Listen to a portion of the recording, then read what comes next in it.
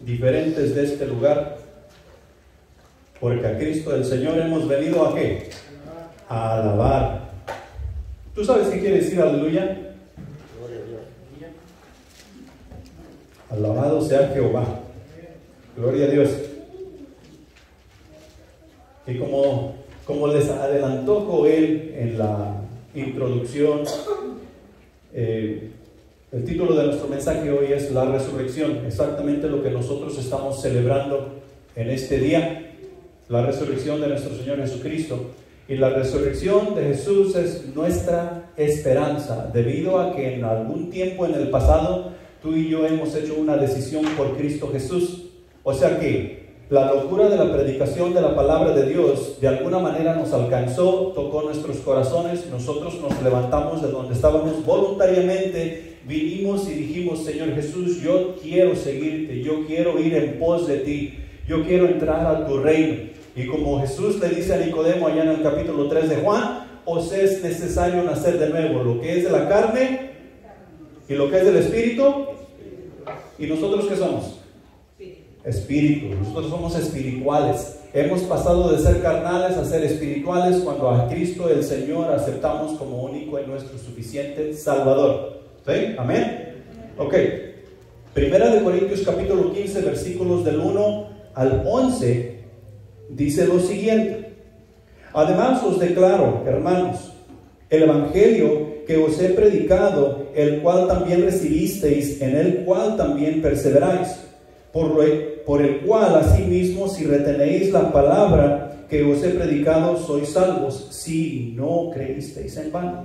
Porque primeramente os he enseñado lo que asimismo recibí, que Cristo murió por nuestros pecados conforme a las Escrituras, y que fue sepultado y que resucitó al tercer día conforme a las Escrituras, y que apareció a Cefas y después a los 12. Después apareció a más de 500 hermanos a la vez, de lo cual muchos viven aún y otros ya duermen. Después apareció a Jacobo, después a todos los apóstoles, y al último de todos, como a un abortivo, me apareció a mí. Porque yo soy el más pequeño de los apóstoles, que no soy digno de ser llamado apóstol, porque perseguía a la iglesia de Dios.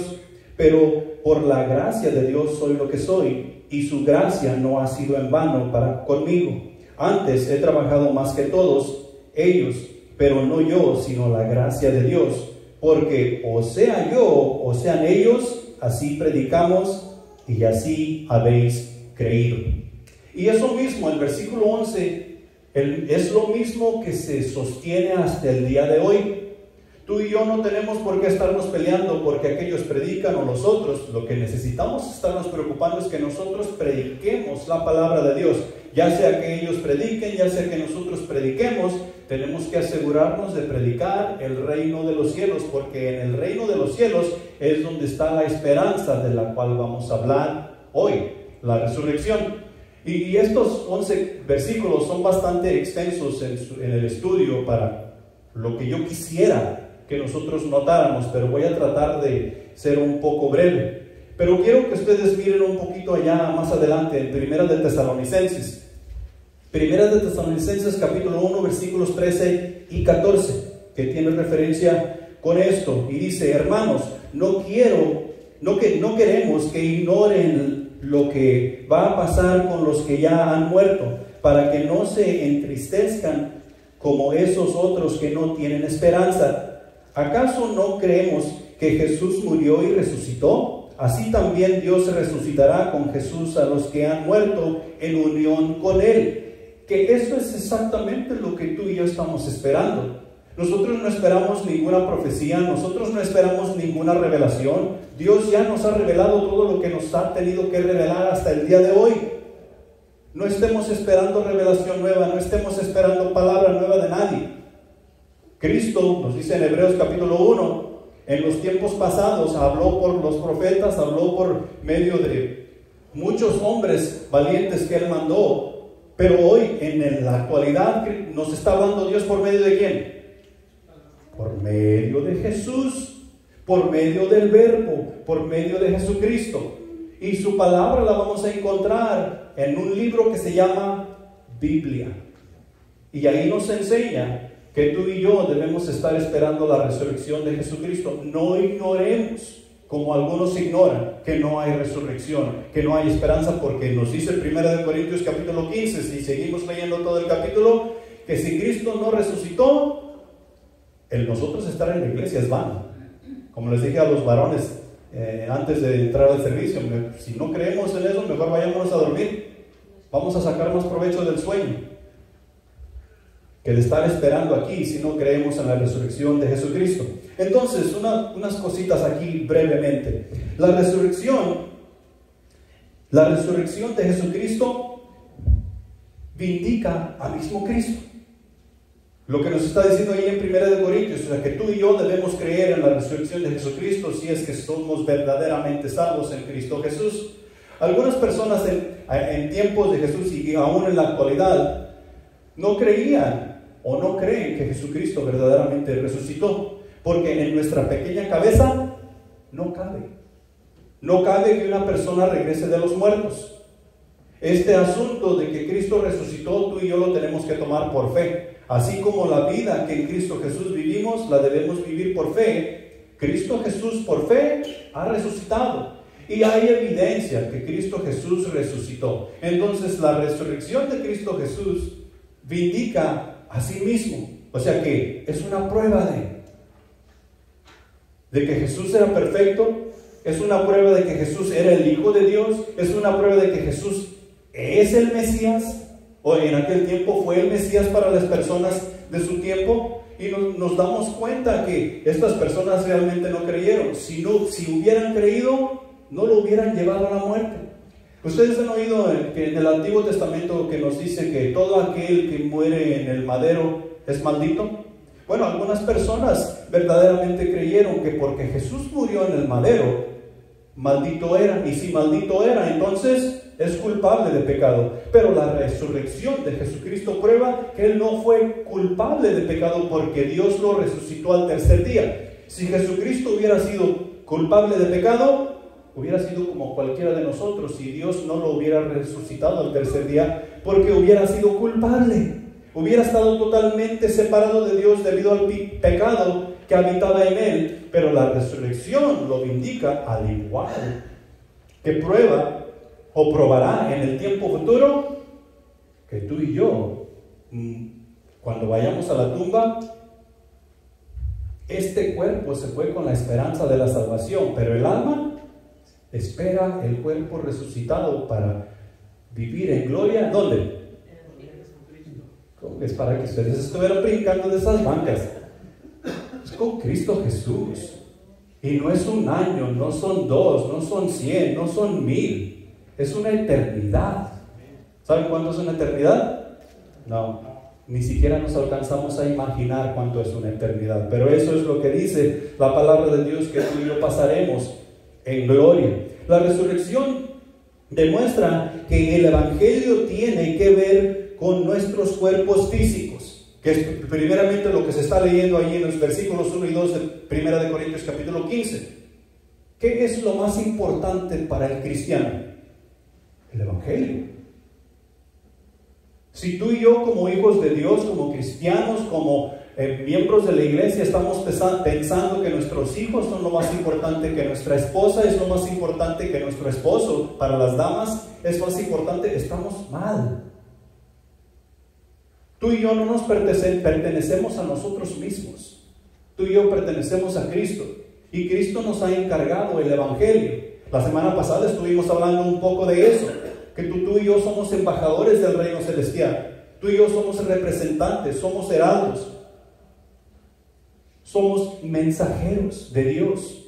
Por consiguiente, más nos vale tratar de entender el Evangelio a lo mejor de nuestra capacidad para poder presentar bien a Dios en todo tiempo y en todo lugar. El Evangelio tiene todo que ver. El Evangelio apunta a la resurrección de Jesucristo y a la nuestra, como la esperanza que tú y yo tenemos en el reino, y para presentar el reino, y para dar un mensaje apropiado para que quienes lo oyen, así como nosotros lo oímos en el pasado, lleguen a conocer a Jesucristo como su único y suficiente Salvador. Amén. En tercer lugar, Al resucitar físicamente, Cristo triunfó sobre el pecado y la muerte para que los que confíen en Él reciban nueva vida en este mundo y vida eterna en el venidero. Y fíjate bien, tú y yo hemos dejado de ser carnales. Lo cual quiere decir que mientras tú y yo vivimos el resto de nuestra vida en este mundo, necesitamos dejar de confiar en la carne. Tú y yo necesitamos dejar de confiar en la carne. ¿Y qué quiere decir con eso? Cuando Dios te está llamando, o Dios te ha llamado, un momentito. Es más silencio. Cuando Dios te ha llamado, si Dios te llama a ser diácono, si Dios te llama a ser líder, si Dios te llama a hacer cualquier servicio, sea el que sea, vamos a decir que Dios te llama a ser barrendero, pues, ¿por qué crees que Dios te está llamando a hacer cualquier cosa que a Él se le antoje llamarte? Evangelio.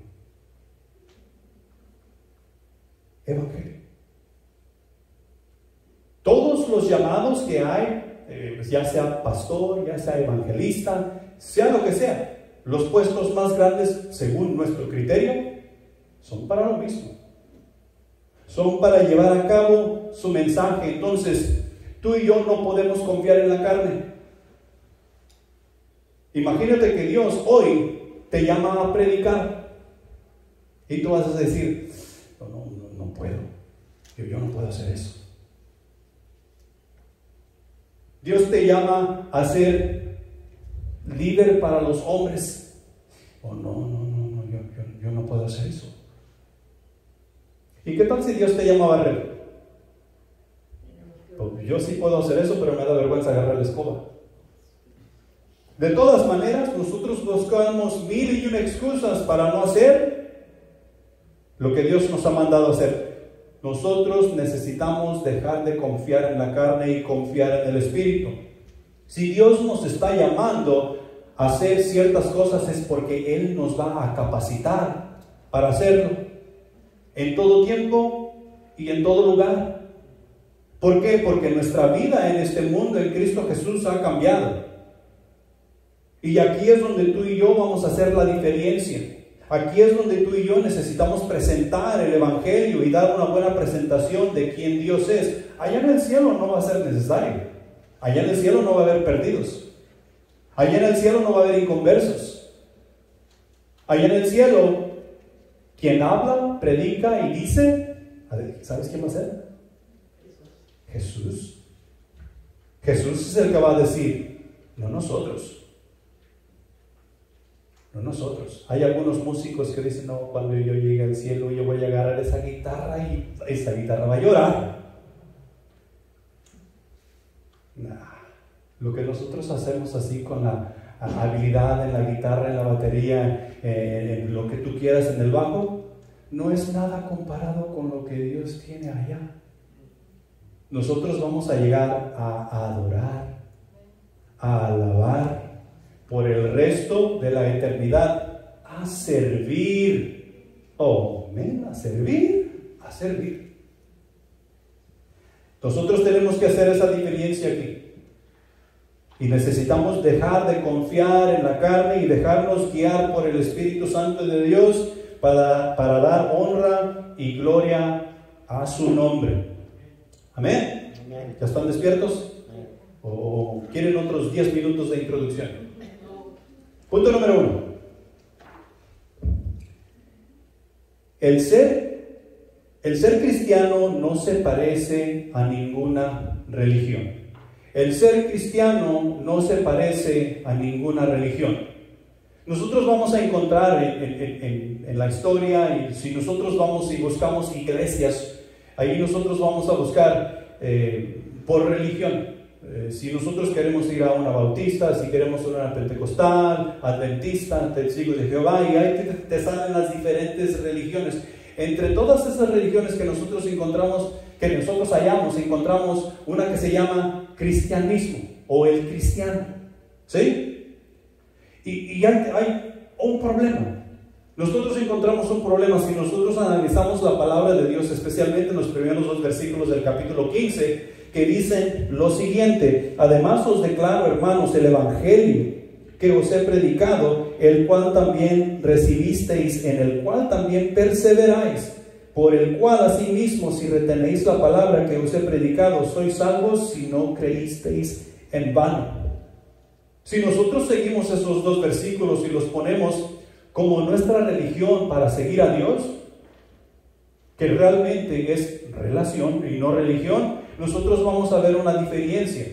Porque hoy en día, dentro de lo que se llama cristianismo, habemos un montón de personas que decimos llamarnos cristianos, que no tomamos el evangelio en cuenta.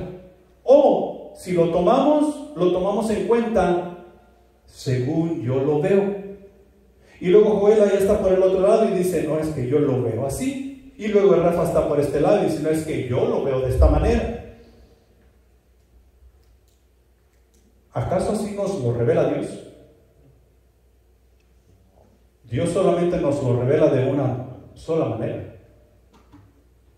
Por consiguiente, el ser cristiano no se parece a ninguna religión.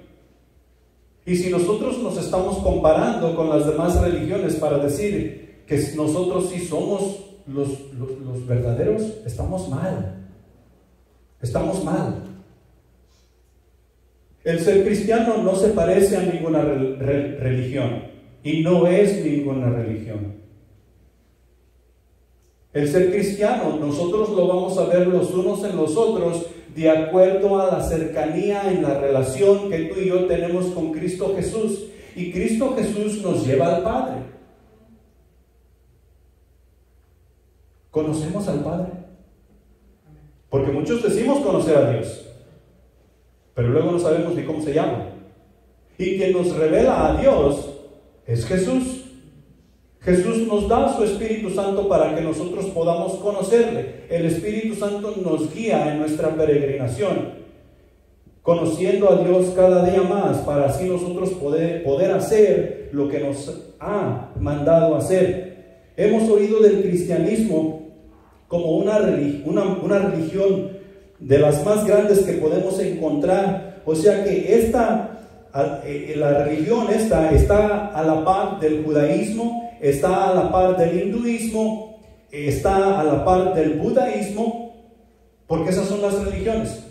Dentro del cristianismo nosotros encontramos lo que les mencioné hace rato: los católicos, los bautistas, los pentecostales y todos esos demás que decimos llamarnos cristianos, pero estamos a la par del Islam, estamos a la par del budeísmo, como las de religiones más grandes, y tú y yo tenemos que tener mucho cuidado, porque a veces nosotros escuchamos otras personas. Yo he escuchado a los de Islam orar en el nombre de Jesús, y luego decimos, hey, es como nosotros. Tenemos que tener cuidado. El ser cristiano no se parece a ninguna otra religión. El cristiano es siempre discípulo de Jesús. Si tú y yo somos cristianos, guiados, enseñados por el Evangelio y guiados por el Espíritu Santo de Dios, tú y yo nunca dejamos de ser discípulos de Jesús. Porque de alguna manera nos hemos hecho a la idea que una vez que yo he aprendido un poco de Biblia y Dios me comienza a usar de una manera de la cual yo nunca esperaba, entonces yo no necesito a Dios tanto. Hay algunas cosas que yo puedo hacer.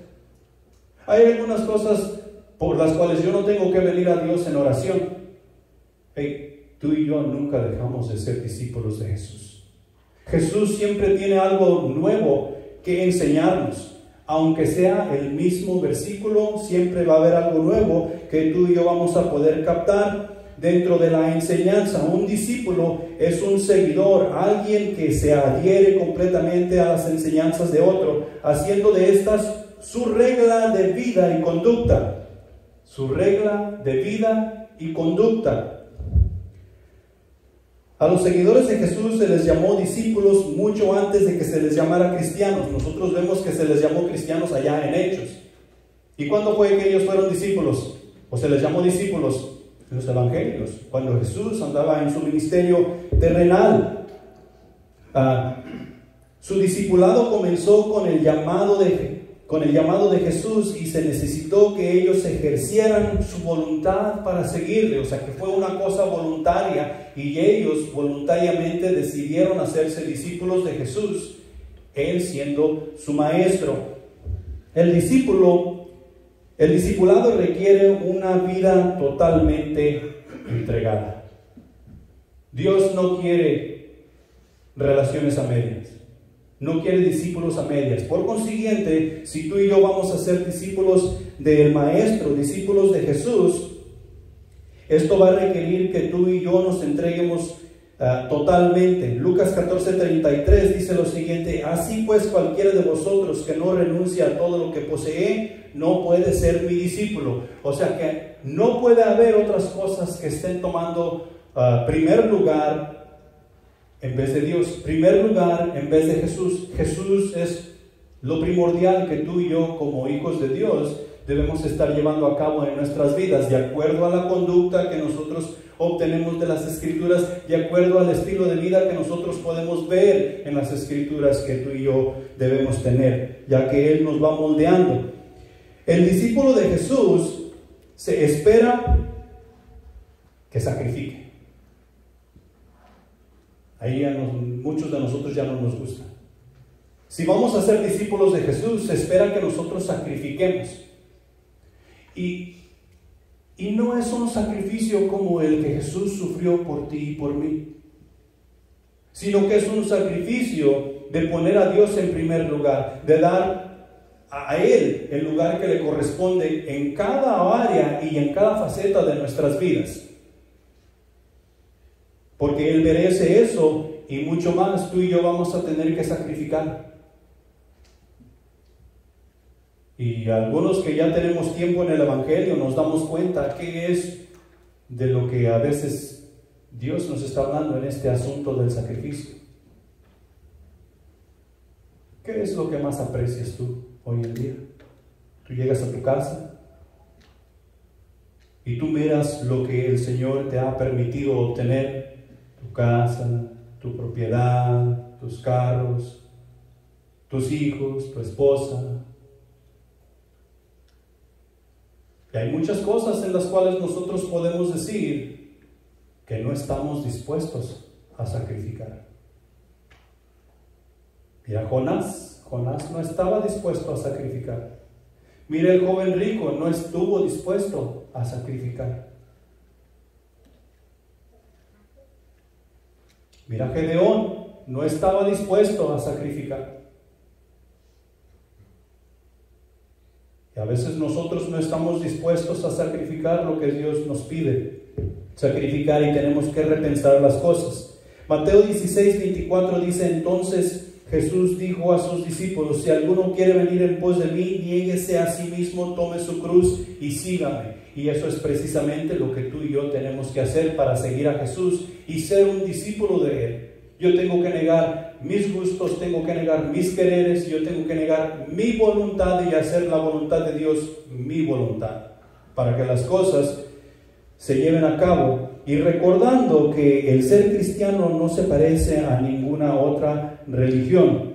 La enseñanza de Jesús nos enseña que a ser hijos de Dios, lo cual nos hace sal de la tierra y luz del mundo. Si tú y yo, como hijos de Dios, no leemos las Escrituras, no prestamos atención suficiente a las Escrituras, tú y yo no vamos a enseñarnos a comportarnos como hijos de Dios. No vamos a enseñar a llevar a cabo el servicio que Dios nos pide llevar. No vamos a ser la sal de la tierra. ¿Para qué sirve la sal?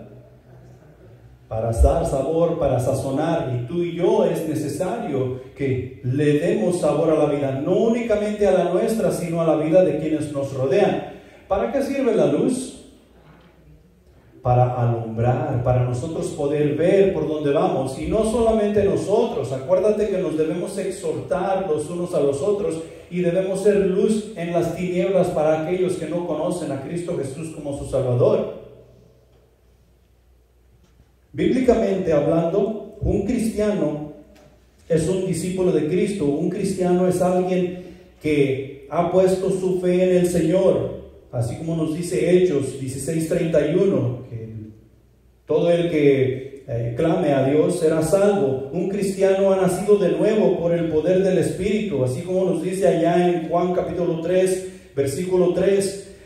Un cristiano pertenece a Cristo y diariamente está siendo transformado a la semejanza de Cristo, según 2 Corintios capítulo 3 versículo 18, de gloria en gloria somos transformados a la misma imagen de Cristo. Cuando Dios nos mira a nosotros trabajar, no está viendo a fulano de tal y a fulanita y sus hijos, y está viendo a Jesús trabajar en cada uno de nosotros, porque debemos estar siendo transformados mediante el Evangelio a la imagen de Cristo Jesús, en quien Él haya complacencia, o sea, Dios Padre haya complacencia en Cristo Jesús. Un cristiano es un creyente en Cristo que posee una nueva vida a través del Espíritu Santo que vive en él. Tú y yo tenemos vida nueva. Tú y yo tenemos vida nueva. Pablo lo describe de esta manera y nos lo da a conocer allá en Gálatas capítulo 2 versículo 20, y nos dice: he sido crucificado con Cristo y ya no vivo yo, sino que Cristo vive en mí. Lo que ahora vivo en el cuerpo lo vivo en la fe del Hijo de Dios, quien me amó y dio su vida por mí, se entregó por mí. Entonces, si yo vivo de acuerdo a la poquita información que aquí te di en el punto número 1, no voy a encajar con ninguna otra religión. Es más, no vamos a encajar ni siquiera con lo que nosotros conocemos como cristianismo. Porque ahí es donde está, ahí es donde tenemos un gran problema. Hay muchas personas a quienes tú y yo les testificamos que no quieren nada que ver con el cristianismo. Y han optado por quedarse en casa y leer su Biblia porque ellos quieren tener una relación con Dios, pero debido a cómo la iglesia hemos dado a conocer el cristianismo, no quieren nada que ver con Dios de acuerdo a ese cristianismo. Y tú y yo tenemos que hacer la diferencia si en realidad estamos prestando atención al Evangelio. Y estar listos a tiempo y fuera de tiempo para dar ese testimonio, no el nuestro, sino el testimonio de Jesús que tú y yo necesitamos dar, porque vivimos una nueva vida en Él y tenemos una esperanza, y viendo esa esperanza nos debe motivar a ti y a mí a dar un mejor ejemplo de quién Él es. Amén. Punto número 2. Cristo vino al mundo a hacer un cambio en mí. Los versículos del 3 al 10 dicen lo siguiente, allí en el capítulo 15. Porque primeramente os he enseñado lo que asimismo recibí, que Cristo murió por nuestros pecados, conforme a las Escrituras, y que fue sepultado y que resucitó al tercer día, conforme a las Escrituras, y que apareció a Cefas y después apareció a los 12. Después apareció a más de 500 hermanos a la vez, de los cuales muchos viven y aún y otros ya duermen. Después apareció a Jacobo, después a todos los apóstoles, y al último de todos, como a un abortivo, me apareció a mí, porque yo soy el más pequeño de los apóstoles, que no soy digno de ser llamado apóstol, porque perseguía a la iglesia de Dios, pero por la gracia de Dios soy lo que soy. Y su gracia no ha sido en vano para conmigo, antes he trabajado más que todos ellos, pero no yo, sino la gracia de Dios conmigo. Ok.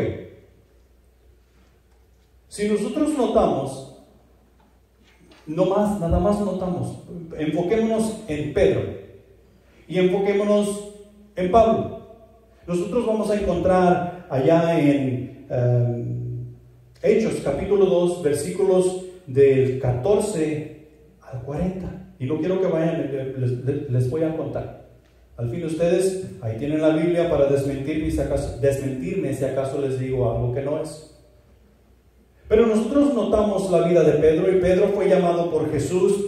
Pedro era un discípulo de Juan el Bautista, y Jesús le llamó y le dijo: sígueme. Y Pedro fue en pos de Jesús y se convirtió en discípulo de Jesús. Es más, nosotros conocemos, según leemos los evangelios, conocemos a Pedro como el más atrabancado, el más atrevido, el más respondón, el que siempre saltaba a decir, no, es que yo voy a hacer esto, y que yo por ti muero, Jesús, y esto y lo otro. Nosotros lo conocemos de esa manera, ¿sí? Y cuando llegó lo mero bueno, y que Jesús fue llevado preso y para pasar por el juicio del Sanedrín, y el juicio de los sacerdotes, y el juicio de Pilato y de Herodes, ¿dónde estaba Pedro?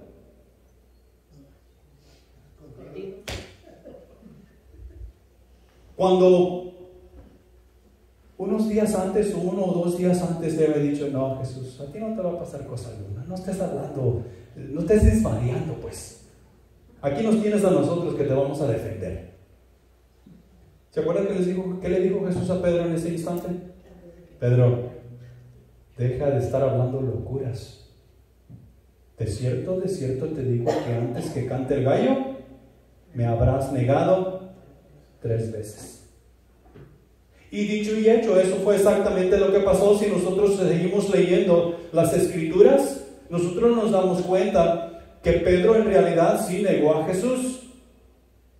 Y ellos perdieron esperanza porque vieron a su Mesías morir. Ellos se vieron que toda esperanza se les había escapado de las manos. Ellos estaban esperando al Mesías porque el Mesías iba a llegar y según su criterio, según lo que ellos tenían en su mente, iba a destronar a Roma y se iba a sentar en el trono, y ahora Jesús iba a reinar. Y adivina quiénes eran sus discípulos, quiénes eran las personas más cercanas a él. ¿Qué dijo Juan y Jacobo? Permite que uno esté a tu diestra y otro a tu siniestra. Pero no era así. Entonces ellos quedaron, como quien dice, toda esperanza se les vino abajo. Estaban ellos juntos, los apóstoles y las demás personas, y escuchamos allí en el capítulo 15 que Jesús se les apareció a unos. María Magdalena fue a la tumba, y las otras mujeres, y vieron a Jesús. No lo hallaron en la tumba, y lo hallaron por allí en el huerto, y fueron y avisaron a Pedro y a Juan, a los apóstoles, y ellos fueron corriendo al sepulcro y entraron en la tumba y no hallaron allí a Jesús. Gloria a Dios, había resucitado. Y después se les aparece a unos y a otros, y la escena donde ellos, la pesca milagrosa, cuando ellos andan pescando y Jesús les dice: echa la red al otro lado. Ok, echaron la red al otro lado. Y ellos no se habían dado cuenta que era Jesús que les estaba diciendo: echa la red al otro lado.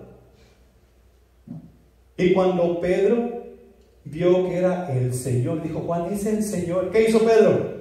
¡Hey, Jesús, ¿cómo estás? No, él se puso su ropa y se tiró al agua para ir a encontrarse con el Señor. ¿El Señor con el que él había tenido compañerismo y estudio, o el Señor resucitado? Resucitado. Él fue a encontrarse con él, y luego lo vemos allí en el capítulo 21 de Juan, donde dice: Pedro, ¿me amas? ¿Qué le contesta Pedro? Claro que te amo, pastorea mis ovejas. Pedro, ¿me amas? Claro que te amo, apacienta mis corderos, pastorea mis ovejas. O sea que Pedro vio al Cristo resucitado, y la actitud, el cambio de vida, el cambio que hubo en Pedro, nosotros lo vemos en el capítulo 2 de los versículos 14 al 40, cuando llegó el Espíritu Santo y se presentaron lenguas para todos, y todos hablaban las maravillas de Dios y cada uno podía entender en su propio idioma. ¿Qué dijeron ellos? Estos han de estar borrachos. ¿Cuál fue la respuesta de Pedro? Comienza a leer el versículo 14 en adelante y te vas a dar cuenta de la respuesta de Pedro. Y si leemos detenidamente el resto de ese capítulo, nos vamos a dar cuenta que Pedro fue bastante atrevido. Pedro les dice: estos no están ebrios. Lo que les ha sucedido a estos es la llegada del Espíritu Santo, el cual fue prometido por medio de Cristo Jesús, el cual ustedes mataron, el cual ustedes crucificaron y no creyeron en Él. Lo llevaron al madero injustamente, ustedes. Y les empieza a hablar de David, les empieza a hablar de Moisés, la ley que ellos seguían. Pero lo que hizo el cambio en Pedro es que vio al Cristo resucitado y ahora él está hablando de una manera muy diferente. Ya no es aquel animalito triste y con miedo que se anda escondiendo, ver cómo va a salir del enredo. Ahora es el león feroz que vive dentro de él, que está hablando, presentando el evangelio tal y como debe de ser. ¿Por qué? Porque vio al Cristo resucitado. Vio al Cristo resucitado. Cristo ha venido al mundo para hacer un cambio en mí. Y miramos nosotros la historia de la conversión de Pablo ahí en el capítulo 9 de Hechos. Y miramos que Pablo era una inversión de Pedro. Sí, Pedro era trabancado y bocón y todas esas cosas, pero Pablo hacía. Pablo en su inconversión, o sea, cuando no era convertido, él era de acción. Él no andaba hablando, no andaba diciendo. Él iba y perseguía a los cristianos y los llevaba a la cárcel, los torturaban y hacían toda clase de cosas para que negaran a ese tal Jesús. ¿Por qué? Porque yo soy fariseo de corazón, yo soy fariseo de fariseos y soy celoso de mi religión. Pero nosotros encontramos en el capítulo 9 que Pablo se encontró ¿con quién? El Cristo resucitado. Y el Cristo resucitado lo tumbó de su caballo y lo humilló y lo dejó incapacitado. Pablo no podía ver. Pablo, cuando se levantó de ahí diciendo: Señor, ¿qué quieres que haga?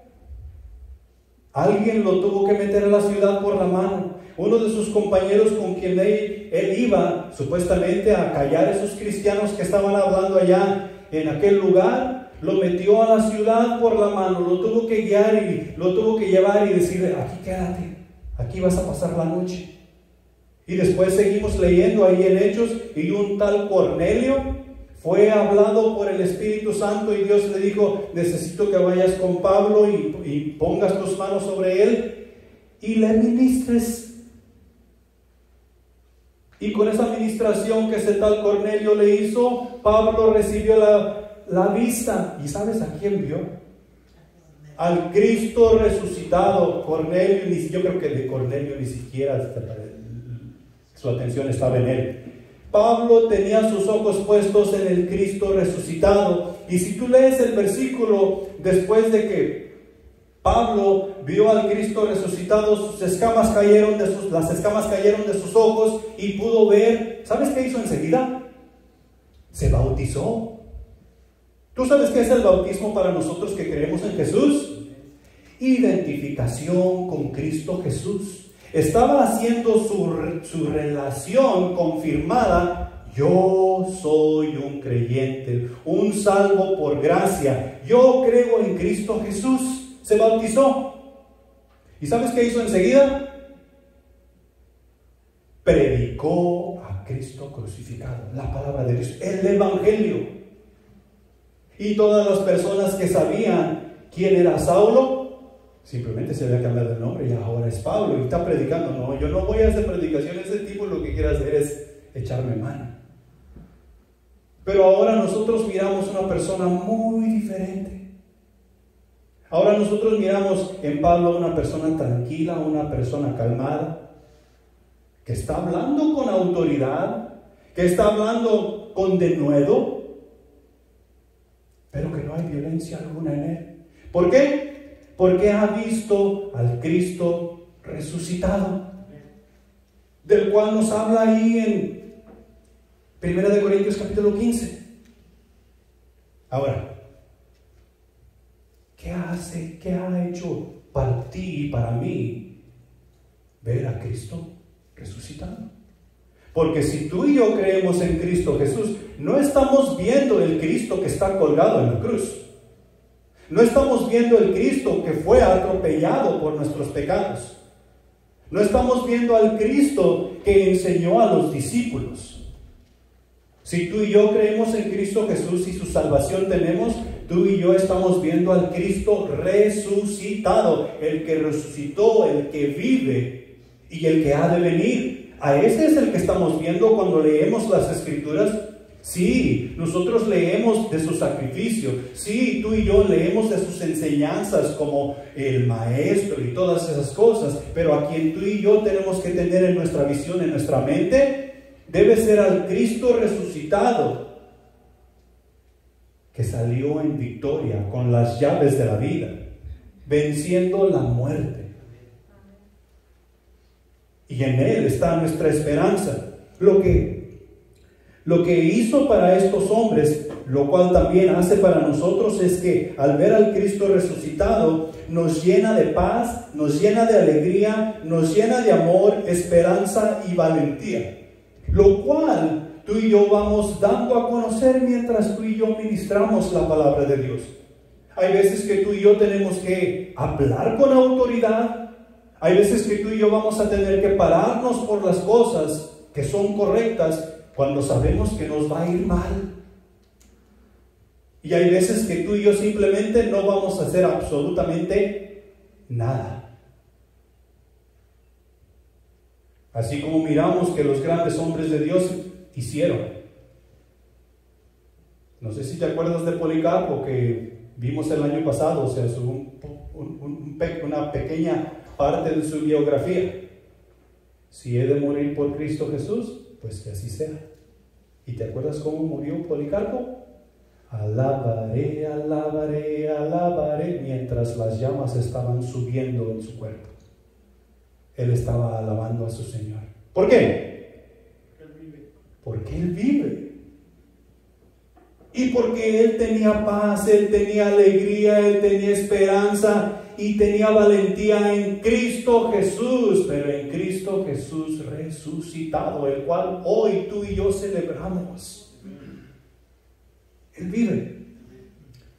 Esto de ver a Cristo resucitado para Pedro y para Pablo reorientó su sentido y su deseo a continuar la misión de Dios, que es exactamente lo que debe hacer para ti y para mí. Reorientar el sentido y el deseo de la obra de Dios. Y déjame recordarte que la obra de Dios no es cualquier cosa. Tampoco es la cosa más fácil que nosotros encontramos sobre la faz de la tierra. Cuando nosotros estábamos en Atlanta, salió un niñito por ahí que tenía unos 5 años, de una iglesia americana, y les dijo a los hermanos, allí estaban hablando de carreras y cosas que uno tiene que hacer en la vida, hacer su carrera para vivir el resto de su vida. Y desde el niño, yo cuando crezca yo quiero ser pastor. Y alguien le pregunta, ay, ¿por qué tú quieres ser pastor? Apenas tienes 5 años. Es que el pastor solamente trabaja 3 horas a la semana. Predica 1 hora el domingo por la mañana, predica otra hora el domingo por la tarde y 1 hora el miércoles en la tarde. Y es que cuando yo crezca yo quiero ser pastor, porque casi no trabajan. ¿Qué tal? ¿Será cierto?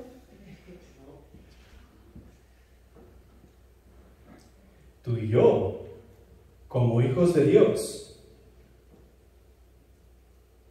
se puede decir, o tenemos que hacernos a la idea, que tenemos una vida pública. ¿Tú crees que porque eres hijo de Dios, Satanás no te va a molestar cuando tú estás en tu casa? ¿Tú crees que porque eres hijo de Dios, Satanás, cuando tú estás bien acaramelado con tu familia ahí, porque todas las cosas están bien, Satanás no te va a molestar?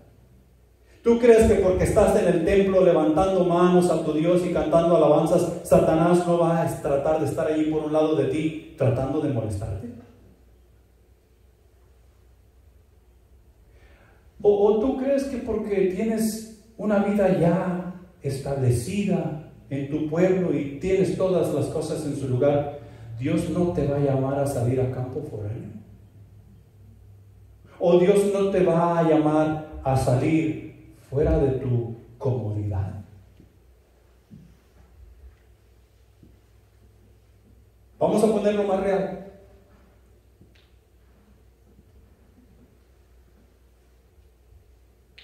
¿Tú crees que algún hermano en quien confía en ti no te va a hablar a las 3 de la mañana? Hey, estoy teniendo problemas.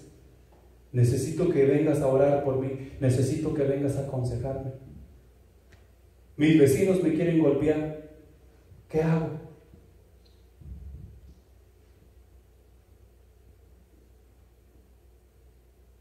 Mis hijos no se quieren comportar. ¿Puedes venir a hablar con nosotros?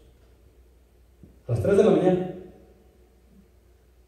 2 de la mañana, a mediodía, a 5 de la tarde. ¿Qué es lo correcto hacer? ¿Cómo? Ir. Así como nos dice Mateo 28, 19 y 20, ir y hacer discípulos a todas las naciones, bautizándolos en el nombre del Padre, del Hijo y del Espíritu Santo. Ya me estoy metiendo en otro mensaje. Pero es ir. Es parte del discipulado, es parte de la enseñanza que Jesús nos ha dejado para nosotros machacar los unos con los otros y edificarnos en el cuerpo de Cristo. ¿Todo por qué? Porque hemos visto al Cristo resucitado y en Él creemos. Si tú no has visto al Cristo resucitado, todas esas cosas te van a valer un pepino. Pero si tú has visto al Cristo resucitado, tú te vas a preocupar por ese tipo de cosas. Tú vas a tener paz en medio de la tormenta. Tú vas a sentir amor por aquella persona que te odia. Tú vas a ser valiente cuando eres el más cobarde de todo el grupo. Porque has visto al Cristo resucitado. Y en tercer lugar, estos varones fueron motivados a abandonar el pecado y vivir en santidad, que es exactamente lo que Dios pide para cada quien que viene y llega a su conocimiento. Abandonar el pecado. ¿Y cómo abandono el pecado si el pecado está en mí? Mi carne está llena de pecado. ¿Ustedes conocen una cosa o artículo o método, lo que tú quieras, que se llama cuaderno espiritual? ¿Sí lo conocen? Y cuaderno espiritual es simplemente el estudio de la palabra de Dios. ¿Cuándo es que tú y yo debemos estudiar la palabra de Dios? Todos los días, ¿no? Es que hoy es sábado y hoy me toca descanso. Todos los días. Todos los días. Tú y yo debemos ir a la palabra de Dios y ver, Dios, ¿qué tienes para mí hoy? ¿Por qué? Porque yo no quiero pecar. Si así, estudiando la palabra de Dios, todos los días, viendo la palabra, nos metemos a veces en unos asuntos, imagínate si no la estudiamos, imagínate si no la leemos, imagínate si no la ponemos en práctica. Tú y yo estamos perdidos y sin esperanza. Pero un hijo de Dios que ha visto al Cristo resucitado va a tratar de poner estas cosas en perspectiva, en práctica, para agradar a su Señor. Punto número 3. La expectativa de la iglesia. Lo que nos dice el versículo 11. nos dice lo siguiente: porque o sea yo o sean ellos, así predicamos y así y habéis creído. Mira, en cuanto a la expectativa de la iglesia, tenemos un poco de problema. Y para esto quiero que se vayan allá a Lucas capítulo 24.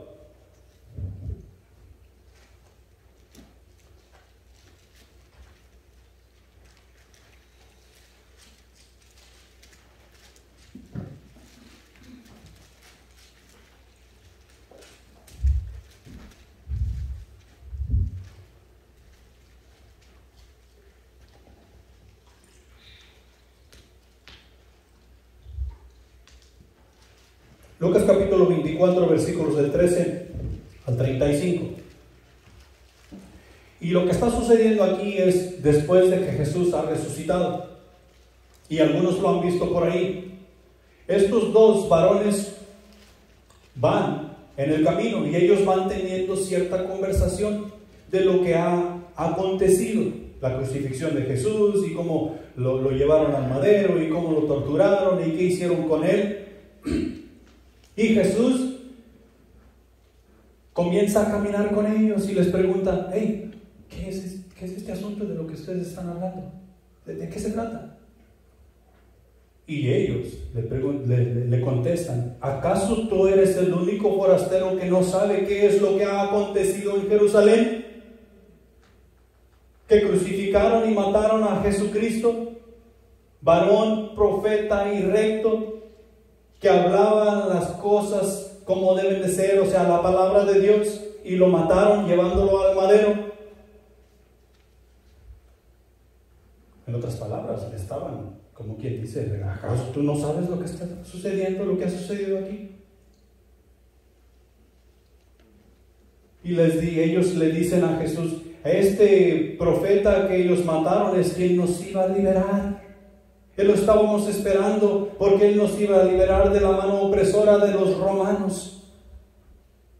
Su expectativa estaba mal, la expectativa de estos varones. Y Jesús les contesta: necios. Porque sabiendo las Escrituras, tenían una expectativa equivocada de lo que el Mesías venía a hacer. Porque estos varones conocían la ley. ¿Cuál ley? La ley de Moisés. La misma ley que los sacerdotes, fariseos y saduceos practicaban, enseñando las enseñanzas de Dios, la ley de Moisés. Y la ley de Moisés habla del Mesías que había de venir y liberar al pueblo. Y lo dice cómo lo iba a hacer. La ley de Moisés no estaba diciendo que Jesús llegaría y destronaría a Roma y se sentaría en el trono y entonces ahora sí Israel sería libre. Sino que si nosotros prestamos atención a la ley de Moisés, nos está diciendo que este reino no es de este mundo. El reino que ahora se les presenta en Jesús no es de este mundo. Lo mismo que Jesús le dice a Pilato, lo mismo que Jesús nos dice a nosotros: el reino para el cual tú y yo servimos no es de este mundo. Pero ellos tenían una expectativa equivocada. Y cuando ya van caminando y ya van a dejar, Jesús va a partir para su lado y ellos van a hacer, al revés. Jesús hizo como que iba a ir más lejos. Ellos le dicen a Jesús: no, quédate, ya es tarde. Y finalmente lo convencieron. Él entró a la casa con ellos y sentados a la mesa, ¿sabes qué hizo Jesús? Tomó el pan y dio gracias a Dios. Partió el pan y dio gracias a Dios y abrió su entendimiento y ellos, ¿adivina qué? Vieron al Cristo resucitado. ¿Y sabes qué hicieron? Creyeron.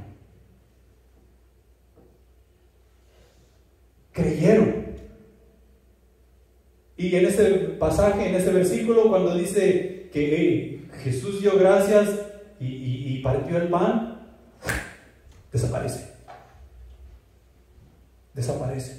¿Sabes qué hicieron ellos enseguida? ¿Dónde está Jesús?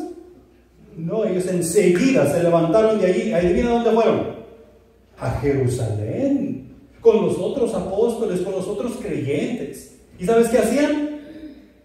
contaban lo que les había acontecido, con un ánimo, con una fuerza, con un vigor, porque ahora creían en el Cristo resucitado, se les había hecho visible, era palpable. Ahora ellos podían decir: yo he visto a Jesús, yo creo. Lo mismo que le sucedió a Pedro y le sucedió a Pablo, ahora ellos lo tenían y estaban contándoles a los apóstoles y a los demás que ellos habían visto al Cristo resucitado. Y adivina qué, Cristo aparece ahí con ellos. Y ahora todos ellos están viendo al Cristo resucitado. Su perspectiva ha cambiado. Ha cambiado. Porque vieron al Cristo resucitado. Pero antes de eso, Jesús les había contado toda la ley de Moisés. Todo. Y no es que ellos no lo sabían. Ellos estaban viendo la Escritura, ellos sabían la Escritura, ellos practicaban la Escritura porque ellos practicaban la ley de Moisés, pero el hecho de ver al Cristo resucitado hizo el cambio en sus vidas radical.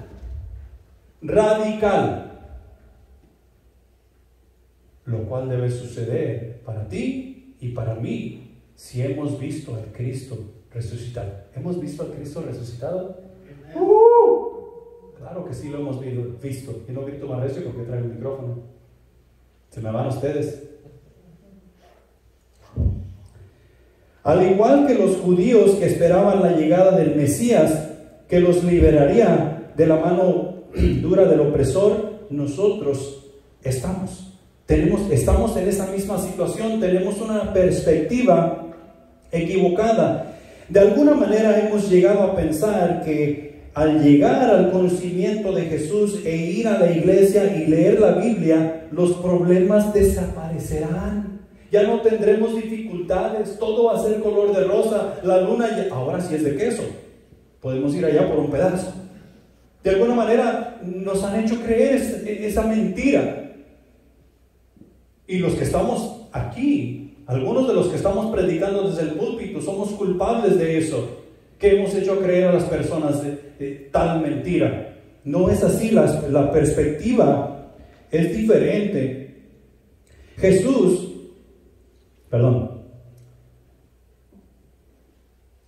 Se nos habla de servir, se nos habla de el llamado de Dios, se nos habla de las responsabilidades, y pareciera que lo que se está diciendo está siendo dicho en otro idioma. Amén. Tú y yo tenemos que sentarnos y tenemos que analizar y tenemos que buscar al Cristo resucitado en las Escrituras. Y va a hacer toda la diferencia en nuestras vidas. La expectativa de la iglesia es servir a la humanidad en el nombre de Dios. Y esto lo podemos ver allá en el libro de Colosenses, capítulo 1, versículos del 26 al 28, bien claro, que dice lo siguiente: el ministerio que había estado oculto desde los siglos y edades, pero que ahora ha sido manifestado a sus santos, a quienes Dios quiso dar a conocer las riquezas de la gloria de este ministerio entre los gentiles, que es Cristo en vosotros, la esperanza de gloria, a quien anunciamos, amonestando a todo hombre y enseñando a todo hombre en toda sabiduría, a fin de presentar perfecto en Cristo Jesús a todo hombre.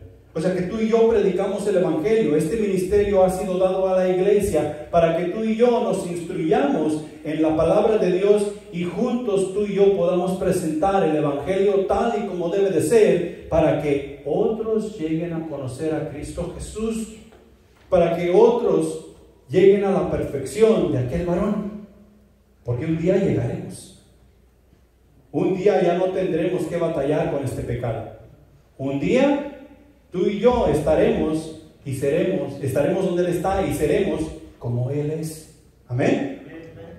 Muy bien. Conclusión. Ya para terminar. Nuestra esperanza está en Jesús. Si la esperanza de vida que como creyentes, como cristianos tenemos, no está en Jesús, nosotros estamos totalmente equivocados. La esperanza mía, la esperanza tuya, como hijo de Dios, como creyente, está en Jesús. Los cristianos tenemos una esperanza tremenda, la resurrección de entre los muertos, porque nuestros pecados han sido borrados y somos justificados delante de Dios. Hemos pasado de ser enemigos de Dios a ser hijos perdonados por Dios, con una herencia eterna que nadie puede quitar, absolutamente nadie puede quitar. No hay una noticia mejor que tú y yo podemos recibir, no hay una noticia mejor que tú y yo podemos oír, sino esta, que tú y yo tenemos una esperanza en Cristo Jesús que va mucho más allá de lo que nosotros nos podemos imaginar.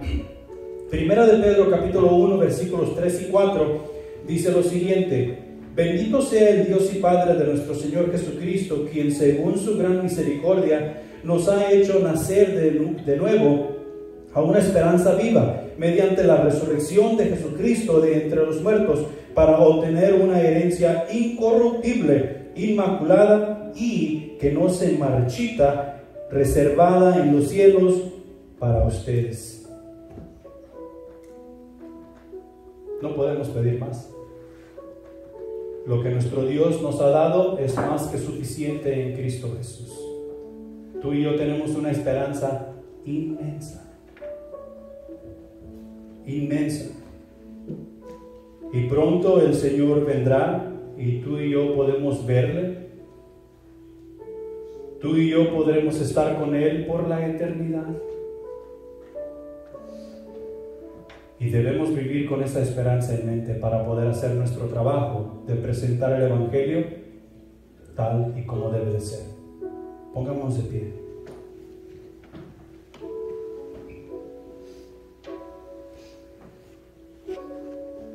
Y aquí es donde yo te invito. Te invito a que analices y observes tu corazón. El enemigo nos bombardea diariamente, todos los días, con las cosas de este mundo. Y hay veces que nosotros andamos más frágiles, unas veces que otras. Y tal vez necesitamos la ayuda de Dios en este día más que otros días. La palabra que ha sido predicada tal vez te conmovió, tal vez tocó tu corazón y tú necesitas ponerte a cuentas con tu Dios. Y si es así, no salgas de aquí sin hacerlo, porque no hay mejor lugar que podemos estar, en que podemos estar, si no es con Dios. Después de esto observaremos la cena del Señor y ya salimos y vamos al compañerismo. Oremos. Padre Celestial que estás en los cielos, gracias te damos por tu misericordia, por el amor que tú has compartido para con nosotros, por tu palabra que es viva y eficaz, mi Señor, y que nunca deja de cambiarnos, nunca deja de exhortarnos y que nos empuja a hacer los cambios en nuestra vida que necesitamos hacer para tu honra y tu gloria. Señor, que tu Espíritu Santo sea ministrando en el corazón de cada quien, para así nosotros poder edificarnos los unos a los otros, tal y como debe de ser. Mi Señor, mientras observamos el cuerpo y la sangre de Cristo Jesús, que tú seas manifiesto en el corazón de cada quien y que tú nos ministres, mi Señor. Gracias en Cristo Jesús. Amén. Y así como